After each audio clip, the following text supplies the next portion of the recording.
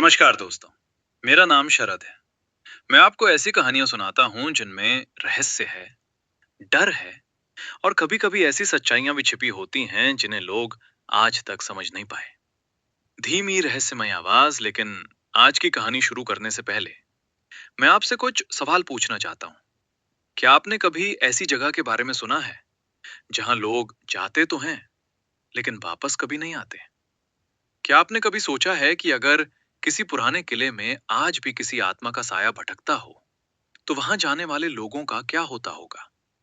और अगर एक रात सिर्फ रोमांच के लिए छह दोस्त ऐसी जगह पर पहुंच जाएं जहां जाना मना हो, तो क्या होगा? हल्का सन्नाटा आज की कहानी राजस्थान के रेगिस्तान में बसे एक पुराने किले से जुड़ी है। एक ऐसा किला जिसके बारे में गांव वाले आज भी धीरे धीरे बात करते हैं। कहते हैं वहां जाने वाले कई लोग कभी वापस नहीं लौटे। और ये कहानी भी ऐसे ही छह कॉलेज दोस्तों की है जो सिर्फ एडवेंचर के लिए वहां पहुंच गए। उन छह दोस्तों के नाम थे आरव, रोहन, विक्रम, कबीर, सागर और निखिल। आरव ग्रुप का सबसे शर्मीला और शांत लड़का था।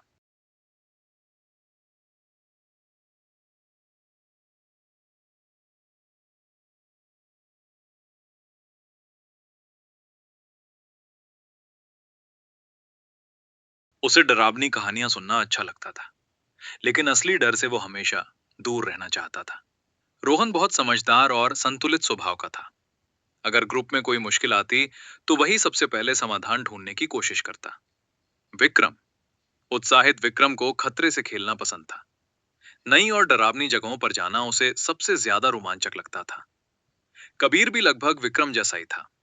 दोनों अक्सर ऐसे फैसले लेते थे जो बाकी दोस्तों को डराते भी थे और उत्साहित भी करते थे। सागर हमेशा मजाक करने वाला लड़का था। अगर माहौल डरावना भी हो तो वो उसमें भी हंसी ढूंढ लेता था। और निखिल, निखिल शांत था लेकिन बहुत जिज्ञासु। उसे रहस्यमयी जगहों और पुरानी कहानियों के बारे में जानना बहुत पसंद था। एक दिन कॉलेज की कैंटीन में बैठे हुए वे सब अपने अगले ट्रिप के बारे में बात कर रहे थे। विक्रम, यार इस बार कहीं ऐसी जगह चलते हैं जहां थोड़ा रोमांच हो। सागर, मतलब भूतों वाली जगह। कबीर, वैसे राजस्थान में एक जगह है जहां लोग रात में जाने से डरते हैं। हल्का सन्नाटा। निखिल, कौन सी जगह? रेगिस्तान के बीच एक पुराना किला है। लोग कहते हैं वहां अजीब आवाजें आती हैं। मतलब वो जगह भूतिया है? तो और मजा आएगा भाई। अगर भूत मिला तो वीडियो बना लेंगे। सब हंसते हैं और इसी मजाक के बीच उन्होंने फैसला कर लिया कि इस वीकेंड वे राजस्थान के उस किले में जाएंगे। 2 दिन बाद छहों दोस्त अपनी बाइकों पर निकल पड़े। शहर धीरे धीरे पीछे छूटता गया और सामने फैल गया सिर्फ रेगिस्तान। शाम होते होते वे एक छोटे से गांव में पहुंचे। वहां उन्होंने एक छोटी सी चाय की दुकान पर रुकने का फैसला किया। चाय की दुकान पर एक बूढ़ा आदमी बैठा था। उसने उन छहों को ध्यान से देखा। बूढ़ा आदमी, कहाँ जा रहे हो तुम लोग? रोहन, पास के पुराने किले को देखने। अचानक माहौल बदल जाता है। बूढ़े आदमी का चेहरा गंभीर हो गया। बूढ़ा आदमी, वहां मत जाओ। क्यों? बूढ़े आदमी ने धीरे धीरे एक कहानी सुनानी शुरू की। कई साल पहले उस किले में एक राजकुमारी रहती थी। एक तांत्रिक उससे प्यार करता था, लेकिन राजकुमारी ने उसे ठुकरा दिया। अपमान से भरे उस तांत्रिक ने मरते समय पूरे किले को श्राप दे दिया। उस दिन के बाद जो भी रात में उस किले में गया वो कभी वापस नहीं आया। डरावना सन्नाटा। आरव के चेहरे पर डर साफ दिखाई दे रहा था। यार हमें नहीं जाना चाहिए। भाई ये सब डराने वाली कहानियां हैं। हम बस थोड़ी देर रुककर वापस आ जाएंगे। और फिर उन्होंने बूढ़े आदमी की चेतावनी को नजरअंदाज कर दिया। रात हो चुकी थी। कुछ देर बाद वे उस पुराने किले के सामने खड़े थे। किला बहुत बड़ा था और पूरी तरह अंधेरे में डूबा हुआ। हवा अजीब तरह से सिसक रही थी। उन्होंने अपनी बाइक्स किले के बाहर पार्क कर दी। जैसे ही वे किले के अंदर गए, अचानक हवा तेज चलने लगी। हवा की डरावनी आवाज तभी आरव अचानक रुक गया। उसका चेहरा डर से सफेद पड़ गया। क्या हुआ? आरव ने कांपते हुए सामने की दीवार की ओर इशारा किया। वो वहां! सबने देखा, दीवार पर एक अजीब सी परछाई हिल रही थी, लेकिन वहां कोई इंसान नहीं था। सन्नाटा अचानक सागर जोर से हंस पड़ा। अरे ये तो पेड़ की छाया है। हाँ, और आरव तो ऐसे डर गया जैसे सच में भूत देख लिया हो। सब हंसने लगते हैं, लेकिन आरव अभी भी कांप रहा था। नहीं, वो परछाई अभी हिली थी। उन्हें नहीं पता था कि जिस परछाई को वे मजाक समझ रहे थे, वो किसी पेड़ की छाया नहीं थी, क्योंकि उसी समय किले के अंधेरे में कोई उन्हें देख रहा था। भयावह सन्नाटा और शायद उनके आने का इंतजार भी कर रहा था। अगर उस रात कोई दूर से उस किले को देखता, तो उसे सिर्फ 6 बाइक्स दिखाई देती, जो किले के बाहर खड़ी थी। लेकिन उस किले के अंदर कुछ ऐसा होने वाला था जो उनकी जिंदगी हमेशा के लिए बदल देता, और शायद उन्हें दुनिया से भी गायब कर देता। आरव ने दीवार पर एक अजीब सी परछाई देखी थी, और बाकी सभी दोस्तों ने उस बात को मजाक समझकर हंसी में उड़ा दिया था। लेकिन धीमी आवाज, कभी कभी जो चीज हमें मजाक लगती है, वही सबसे बड़ा खतरा बन जाती है। और उस रात उन्हें नहीं पता था कि वो किले के अंदर अकेले नहीं थे। हल्की हवा की आवाज। छहों दोस्त धीरे धीरे किले के अंदर आगे बढ़ने लगे। किले की दीवारें बहुत पुरानी थी, जगह जगह दरारें, टूटी मूर्तियां और अंधेरा। भाई अगर यहाँ भूत रहता होगा तो उसे भी बोरियत होती होगी। चुप कर, पहले अंदर देखते हैं। आरव अभी भी बार बार पीछे मुड़कर देख रहा था। क्या हुआ, अभी भी डर लग रहा है? मुझे सच में लगा वहां कोई था। अगर भूत होगा भी तो हमसे डरकर भाग जाएगा। सब हल्का हंसते हैं, लेकिन उसी समय किले के अंदर कहीं से एक अजीब सी आवाज आई। पत्थर घिसने की आवाज। सभी अचानक रुक गए। तुम लोगों ने सुना? सन्नाटा। कुछ सेकंड तक कोई कुछ नहीं बोला। फिर सागर हंस पड़ा। अरे भाई, हवा होगी। लेकिन हवा नहीं थी, क्योंकि उसी समय किले के अंदर कहीं से धीमी फुसफुसाहट सुनाई दी। धीमी फुसफुसाहट। आरव के हाथ कांपने लगे। तुम लोगों ने यह भी सुना? अब इस बार किसी ने मजाक नहीं किया। सभी ने एक दूसरे की तरफ देखा। किले के अंदर एक बड़ा खुला आंगन था। जैसे ही वे वहां पहुंचे, अचानक हवा और ठंडी हो गई। ठंडी हवा की आवाज। निखिल ने अपनी टॉर्च दीवारों पर घुमाई। दीवारों पर पुराने चित्र और निशान बने हुए थे। ये शायद बहुत पुरानी जगह है। तभी कबीर ने एक टूटी हुई मूर्ति की तरफ इशारा किया। देखो, शायद यही वो राजकुमारी होगी। मूर्ति का चेहरा आधा टूटा हुआ था, और उसकी आंखें अजीब तरह से अंधेरे में चमकती हुई लग रही थी। रहस्यमय संगीत। अचानक किले के अंदर से किसी के कदमों की आवाज आई। धीमे कदम। सबके चेहरे पर डर साफ दिखाई देने लगा। यहाँ कोई और भी है क्या? शायद कोई जानवर होगा। लेकिन वो आवाज मानो उनके आसपास घूम रही थी, कभी बाएं, कभी दाएं। आरव ने अचानक पीछे मुड़कर देखा, और इस बार उसका चेहरा पूरी तरह डर से भर गया। वो फिर से। क्या? वो परछाई वहां। सबने पीछे मुड़कर देखा। कुछ सेकंड के लिए दीवार पर सच में एक लंबी काली परछाई दिखाई दी, लेकिन जैसे ही टॉर्च की रोशनी वहां पहुंची, वो गायब हो गई। अचानक सन्नाटा। भाई आरव, तू तो सच में डर गया है। हाँ, अगर भूत होता तो अब तक हमें पकड़ चुका होता। लेकिन इस बार रोहन हंस नहीं रहा था। वो चारों तरफ ध्यान से देख रहा था।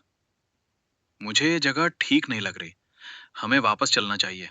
इतनी जल्दी? अभी तो आए हैं। उसी समय अचानक किले के अंदर से तेज आवाज आई। धड़ाम। जैसे कोई भारी दरवाजा बंद हुआ हो। सभी चौंक गए।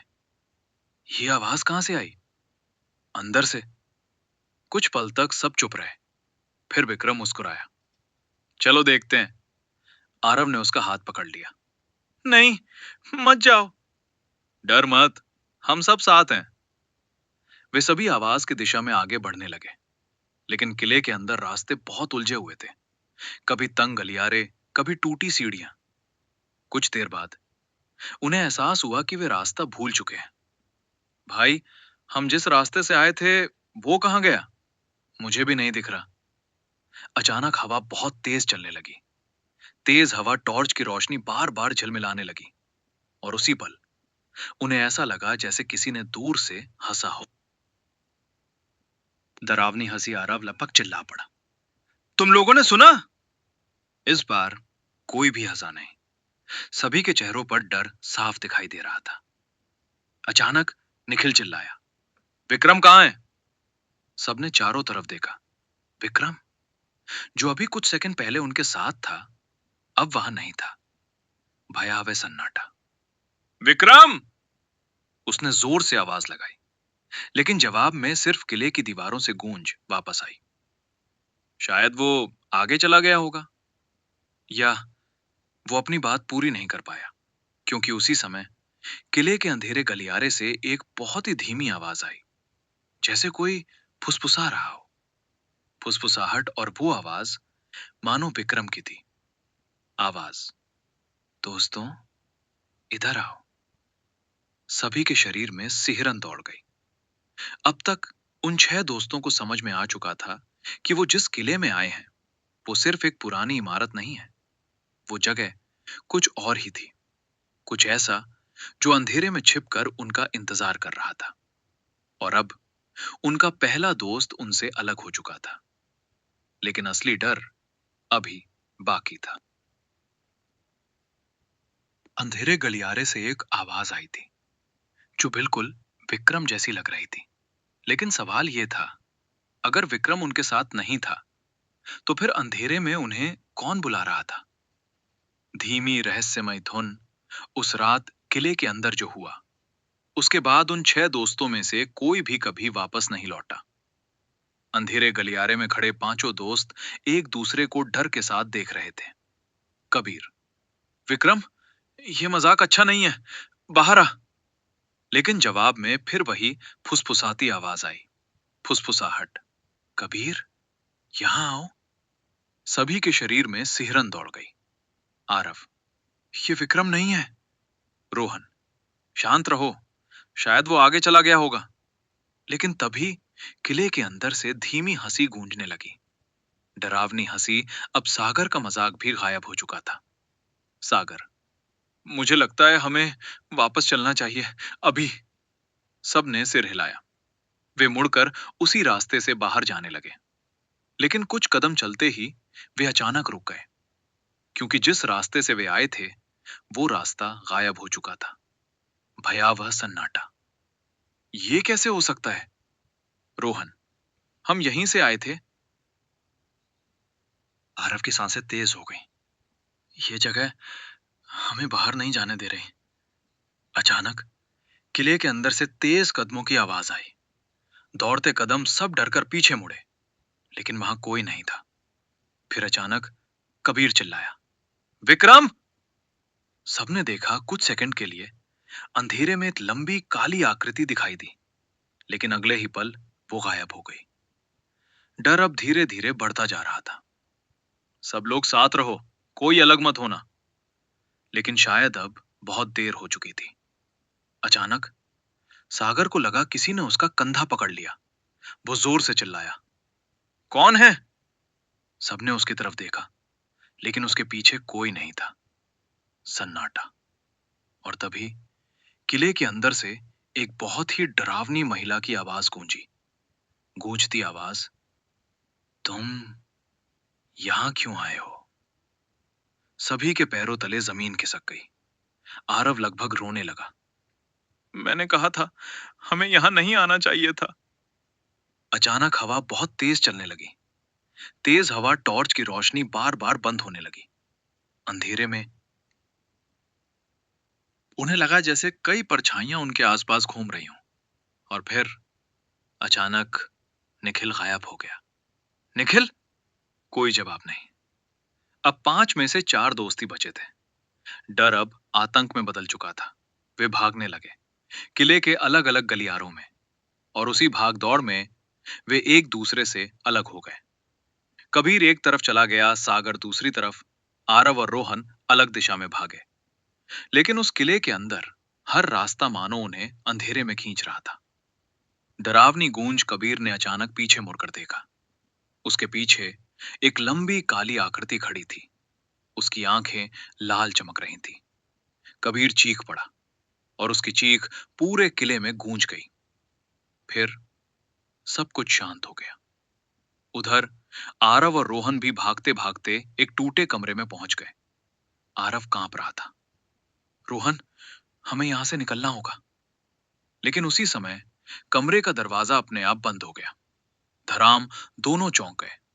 अंधेरे में उन्हें लगा जैसे कोई धीरे धीरे उनके करीब आ रहा हो। और फिर एक ठंडी आवाज उनके कानों के पास गूंजी। आवाज, अब तुम भी यहीं रहोगे? और उसी पल उनकी चीखें गीले में गूंज उठी। फिर सब कुछ शांत हो गया। अगली सुबह गांव वालों ने देखा कि उस किले के बाहर 6 बाइक्स अभी भी खड़ी थी, लेकिन उनके मालिक कहीं नहीं थे। पुलिस आई, पूरे किले की तलाशी ली गई, लेकिन उन 6 दोस्तों का कोई सुराग नहीं मिला। आखिरकार पुलिस ने उन्हें गुमशुदा घोषित कर दिया। आज भी राजस्थान के उस किले के बाहर वो 6 बाइक्स जंग लगी हालत में खड़ी हैं। कोई उन्हें छूने की हिम्मत नहीं करता। और गांव वाले कहते हैं कि रात के समय कभी कभी उस किले के अंदर से 6 लड़कों की आवाजें सुनाई देती हैं, जैसे वे अभी भी मदद के लिए पुकार रहे हों। धीमी डरावनी हवा। लेकिन आज तक कोई भी उस किले के अंदर जाकर सच जानने की हिम्मत नहीं कर पाया। तो क्या सच में उस किले में कोई आत्मा रहती है? क्या उन 6 दोस्तों की आत्माएं आज भी वहां भटक रही हैं? अगर वो किला सिर्फ एक पुरानी इमारत है, तो फिर रात में वहां से आवाजें क्यों आती हैं? और अगर कभी आपको मौका मिले, तो क्या आप उस किले के अंदर जाकर सच्चाई जानने की हिम्मत करेंगे? या आप भी बाकी लोगों की तरह उस जगह से हमेशा दूर रहना चाहेंगे? अगर आपको यह कहानी डरावनी लगी, तो जरा सोचिए, राजस्थान की रेत में ऐसी कितनी कहानियां आज भी दबी हुई होंगी, जिनके राज आज तक कोई नहीं जान पाया। धीमी रहस्यमय धुन शायद अगली कहानी किसी और किले की हो, या किसी ऐसे गांव की जहां रात होने के बाद लोग अपने घरों से बाहर निकलने की हिम्मत नहीं करते, या फिर किसी ऐसी सड़ी रात को आधी भी किसी के कदमों की आवाज सुनाई देती है। मैं हूं शरद, और मैं फिर मिलूंगा आपसे एक नई कहानी के साथ, एक नए रहस्य के साथ, और शायद एक और डरावनी सच्चाई के साथ। तब तक अगर आप कभी किसी सुनसान जगह से गुजरें और आपको लगे कि कोई आपको देख रहा है, तो जरा पीछे मुड़कर जरूर देखिएगा, क्योंकि कभी कभी हम सच में अकेले नहीं होते। धीमी डरावनी हंसी। फिर मिलेंगे अगली कहानी में।